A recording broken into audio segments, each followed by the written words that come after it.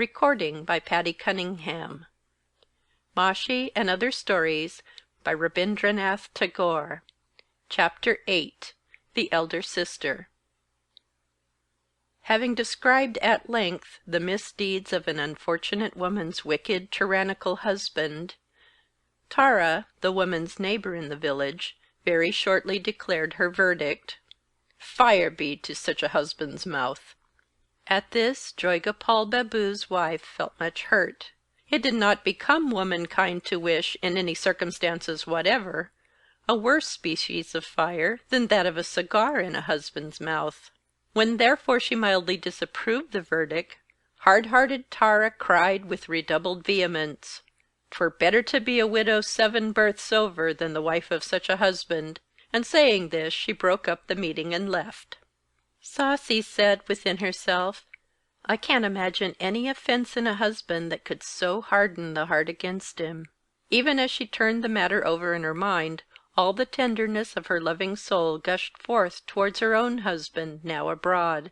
Throwing herself with outstretched arms on that part of the bed whereon her husband was wont to lie, she kissed the empty pillow, caught the smell of her husband's head, and shutting the door, brought out from a wooden box an old and almost faded photograph with some letters in his handwriting, and sat gazing upon them.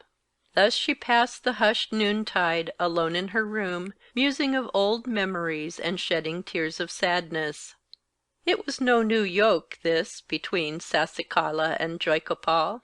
They had been married at an early age and had children. Their long companionship had made the days go by in an easy, commonplace sort of way. On neither side had there been any symptoms of excessive passion. They had lived together nearly 16 years without a break, when her husband was suddenly called away from home on business, and then a great impulse of love awoke in Sasi's soul. As separation strained the tie, love's knot grew tighter, and the passion, whose existence Sasi had not felt, now made her throb with pain. So it happened that after so many long years, and at such an age, and being the mother of children, Sasi, on this spring noon, in her lonely chamber, lying on the bed of separation, began to dream the sweet dream of a bride in her budding youth. That love which hitherto had been unconscious suddenly aroused her with its murmuring music. She wandered a long way up the stream, and saw many a golden mansion and many a grove on either bank, but no foothold could she find now amid the vanished hopes of happiness. She began to say to herself that, when next she met her husband, life should not be insipid, nor should the spring come in vain. How very often, in idle disputation, or some petty quarrel, had she teased her husband! With all the singleness of a penitent heart, she vowed that she would never show impatience again, never oppose her husband's wishes, bear all his commands, and with a tender heart submit to whatever he wished, of good or ill. For the husband was all in all. The husband was the dearest object of love. The husband was divine. Sasikala was the only and much petted daughter of her parents. For this reason, though he had only a small property of his own, Joygopal had no anxieties about the future. His father-in-law had enough to support them in the village with royal state. And then in his old age a son was born untimely to Sasikala's father. To tell the truth, Sasi was very sore in her mind at this unlooked-for, improper, and unjust action of her parents. Nor was Joygopal particularly pleased. The parents' love centred on this son of their advanced years, and when the newly arrived diminutive, sleepy brother-in-law seized with his 2 weak tiny fists all the hopes and expectations of Joygopal, Joygopal found a place in a tea-garden in Assam. His friends urged him to look for employment hard by, but whether out of a general feeling of resentment, or knowing the chances of rapid rise in a tea-garden, Joygopal would not pay heed to anybody. He sent his wife and children to his father-in-law's and left for Assam. It was the first separation between husband and wife in their married life. This incident made Sasikala very angry with her baby brother. The soreness which may not pass the lips is felt the more keenly within. When the little fellow sucked and slept at his ease, his big sister found 100 reasons, such as the rice is cold, the boys are too late for school, to worry herself and others day and night with her petulant humors. But in a short time the child's mother died. Before her death she committed her infant son to her daughter's care. Then did the motherless child easily conquer his sister's heart. With loud whoops he would fling himself upon her, and with right good will try to get her mouth, nose, eyes within his own tiny mouth. He would seize her hair within his little fists, and refuse to give it up. Awaking before dawn, he would roll over to her side, and thrill her with his soft touch, and babble like a noisy brook. Later on, he would call her Gigi, and Gigima. And in hours of work and rest, by doing forbidden things, eating forbidden food, going to forbidden places, would set up a regular tyranny over her. Then Sassy could resist no longer. She surrendered herself completely to this wayward little tyrant. Since the child had no mother, his influence over her became the greater. The child was named Nilmani. When he was 2 years old, his father fell seriously ill. A letter reached Joygopal asking him to come as quickly as possible. When after much trouble he got leave and arrived, Kaliprasana's last hour had come. Before he died, Kaliprasana entrusted Joygopal with the charge of his son, and left a quarter of his estate to his daughter. So Joygopal gave up his appointment and came home to look after his property. After a long time husband and wife met again. When a material body breaks, it may be put together again, but when two human beings are divided, after a long separation, they never reunite at the same place, and to the same time. For the mind is a living thing, and moment by moment it grows and changes. In Saucy, reunion stirred a new emotion. The numbness of age-long habit in their old marriage was entirely removed by the longing born of separation, and she seemed to win her husband much more closely than before. Had she not vowed in her mind that whatever days might come, and how long soever they might be, she would never let the brightness of this glowing love for her husband be dimmed? Of this reunion, however, Joygopal felt differently.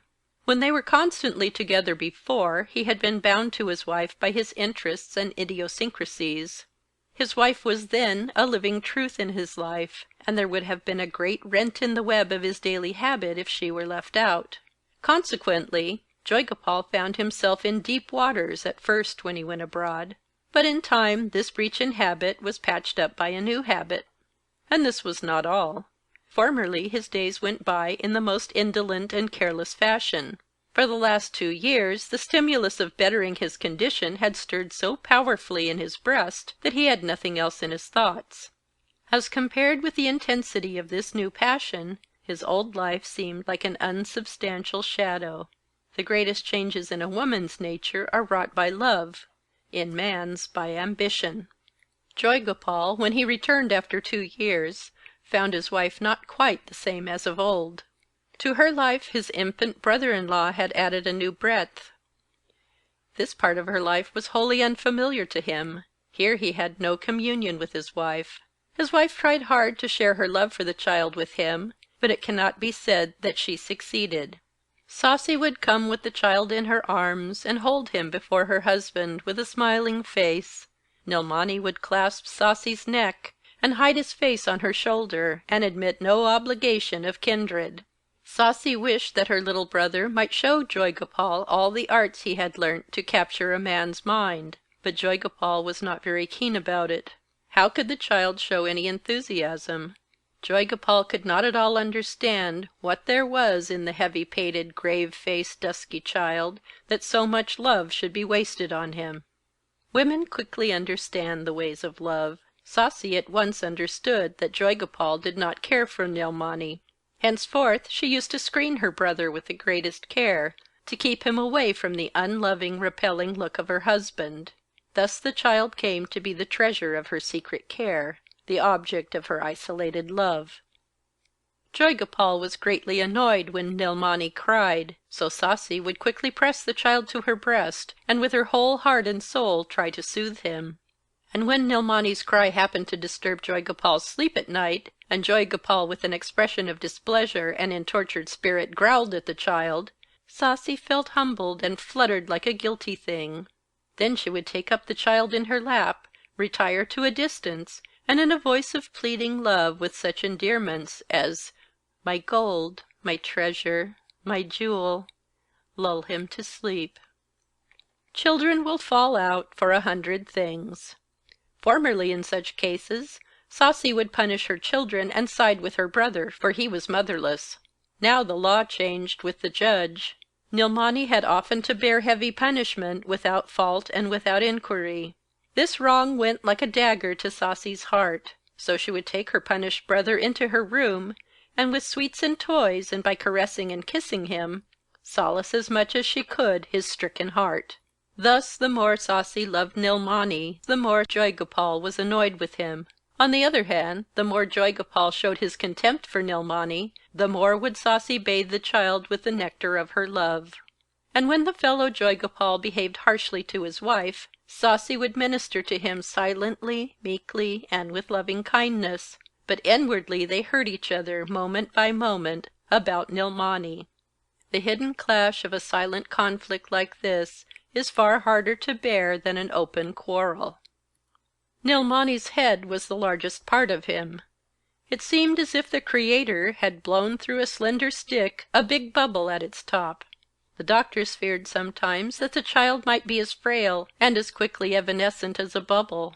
For a long time he could neither speak nor walk. Looking at his sad, grave face, you might think his parents had unburdened all the sad weight of their advanced years upon the head of this little child. With his sister's care and nursing, Nilmani passed the period of danger, and arrived at his 6th year. In the month of Kartik, on the Baifoto day, Sasi had dressed Nilmani up as a little babu, in a coat and chadar and red-bordered dhoti, and was giving him the brother's mark, when her outspoken neighbor Tara came in, and for one reason or another began a quarrel. "'Tis no use," cried she, "giving the brother's mark with so much show, and ruining the brother in secret." At this Sasi was thunderstruck with astonishment, rage, and pain. Tara repeated the rumor that Sasi and her husband had conspired together to put the minor Nilmani's property up for sale for arrears of rent, and to purchase it in the name of her husband's cousin. When Sasi heard this, she uttered a curse that those who could spread such a foul lie might be stricken with leprosy in the mouth, and then she went weeping to her husband, and told him of the gossip. Joygopal said, "Nobody can be trusted in these days. Upen is my aunt's son, and I felt quite safe in leaving him in charge of the property. He could not have allowed the Taluk Hasselpar to fall into arrears and purchase it himself in secret, if I had had the least inkling about it." "Won't you sue, then?" asked Sasi in astonishment. "Sue one's cousin," said Joygopal. "Besides, it would be useless, a simple waste of money." It was Sasi's supreme duty to trust her husband's word, but Sasi could not. At last her happy home, the domesticity of her love, seemed hateful to her. That home life which had once seemed her supreme refuge was nothing more than a cruel snare of self-interest, which had surrounded them, brother and sister, on all sides. She was a woman single-handed, and she knew not how she could save the helpless Nilmani. The more she thought, the more her heart filled with terror, loathing, and an infinite love for her imperiled little brother. She thought that, if only she knew how, she would appear before the Lat Sahib, nay, write to the Maharani herself, to save her brother's property. The Maharani would surely not allow Nilmani's Taluk of Hasselpar, with an income of 758 rupees a year, to be sold. When Sasi was thus thinking of bringing her husband's cousin to book by appealing to the Maharani herself, Nilmani was suddenly seized with fever and convulsions. Joygopal called in the village doctor. When Sasi asked for a better doctor, Joygopal said, "Why, Matalal isn't a bad sort." Sasi fell at his feet and charged him with an oath on her own head, whereupon Joygopal said, "Well, I shall send for the doctor from town." Sasi lay with Nilmani in her lap, nor would Nilmani let her out of his sight for a minute. He clung to her lest by some pretense she should escape. Even while he slept he would not loosen his hold of her dress. Thus the whole day passed, and Joygopal came after nightfall to say that the doctor was not at home. He had gone to see a patient at a distance.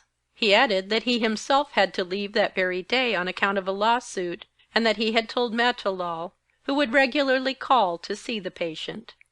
At night Nilmani wandered in his sleep. As soon as the morning dawned, Sasi, without the least scruple, took a boat with her sick brother, and went straight to the doctor's house. The doctor was at home. He had not left town. He quickly found lodgings for her, and having installed her under the care of an elderly widow, undertook the treatment of the boy. The next day Joygopal arrived. Blazing with fury, he ordered his wife to return home with him at once. "Even if you cut me to pieces, I won't return," replied his wife. "You all want to kill my Nilmani, who has no father, no mother, none other than me.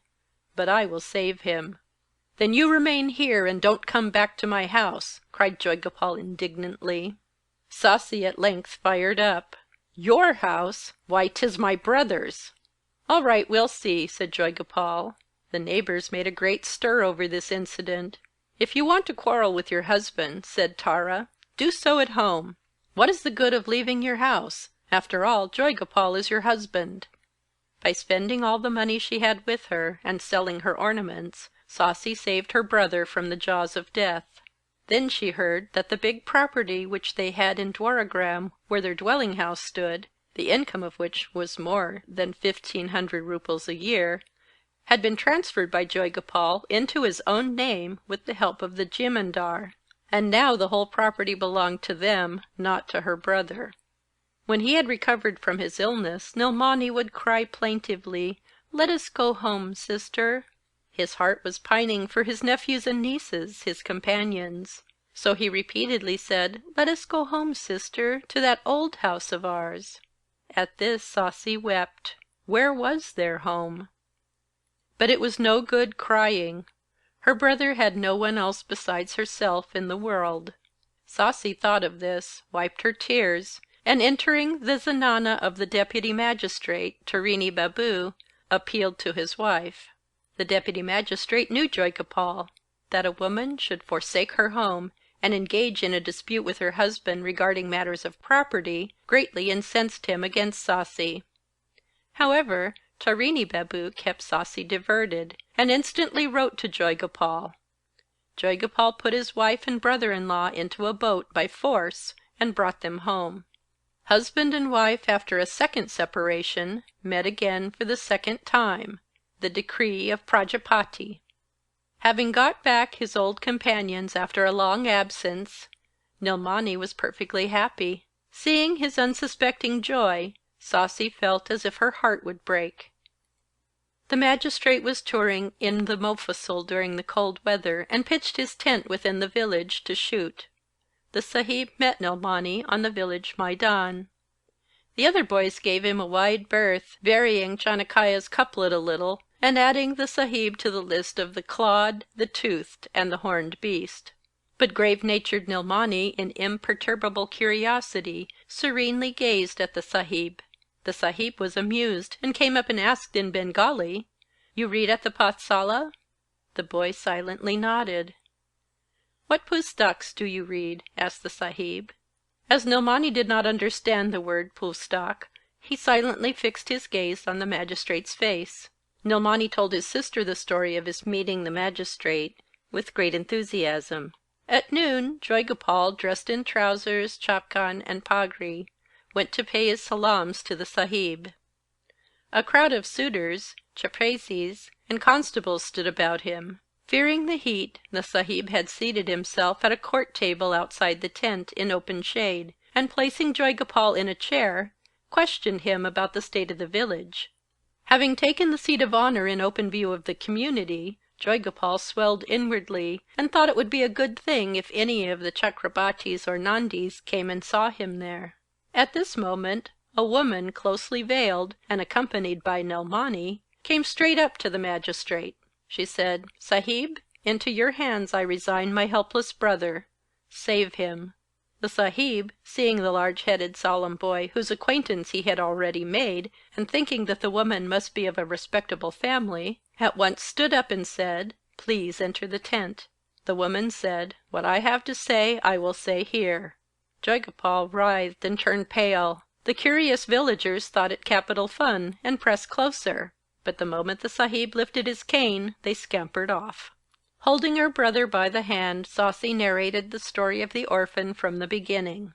As Joygopal tried to interrupt now and then, the magistrate thundered with a flushed face, "Chup rao!" and with the tip of his cane motioned to Joygopal to leave the chair and stand up. Joygopal, inwardly raging against Sasi, stood speechless. Nilmani nestled up close to his sister and listened awestruck.